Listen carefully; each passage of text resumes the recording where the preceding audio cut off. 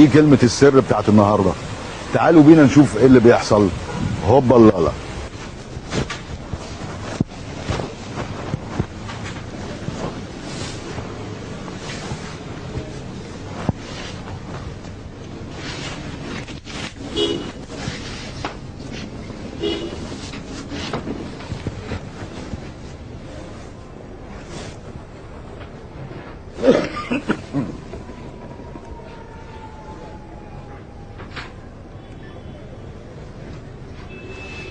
رزق، تعال رزق، الجو امان، ادخل. جيت؟ طيب بعته كام معاك؟ بعته كام معاك؟ ربع مليون. طيب وانا 12 كيلو في الشنطه اهي. جاهزين يعني؟ حاول بس نغير بهداوه كده. من غير الدبش اللي في شلك ما ياخد باله. من غير ايه؟ من غير الدبش اللي في شلك ما ياخد باله. ها؟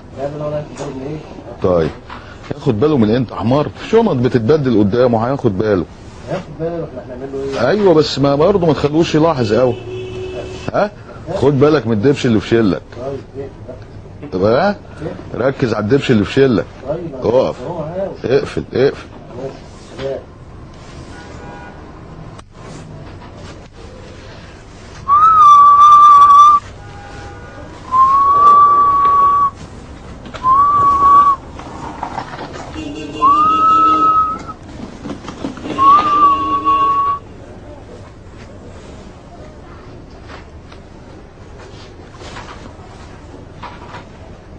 بقول لك ايه؟ ايوه اخلع انت وانا وراك.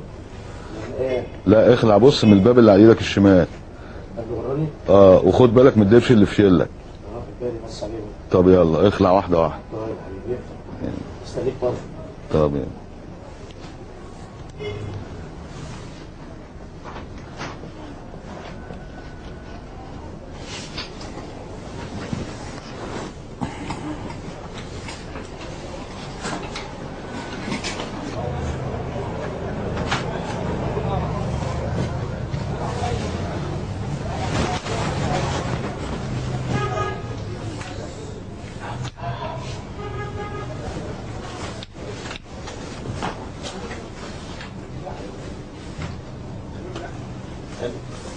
يا خليل الجو ده مش بره. رجعت تاني. وانا رجعت تاني. بقول لك ايه؟ هو يمكن الدبش اللي في شلك مباحث؟ لا يا عم مباحث ايه؟ لو مباحث كان مسكنا. بنتبدل قدامه. ده انا لقيت ناس كتير قوي بره وعمالين يبصوا. في قلق. لا لا لا لا. طب بص بقول لك ايه؟ ناقص يا عم الحكايه دي. طب بص خلي الشنط كده هنا واحنا نخلع خفيف خفيف. ولا نعرف حاجه عنها. ايوه. وربنا يكرم الدبش اللي في شلك ويروح فيها. يلا سلام. علم هوبا لالا.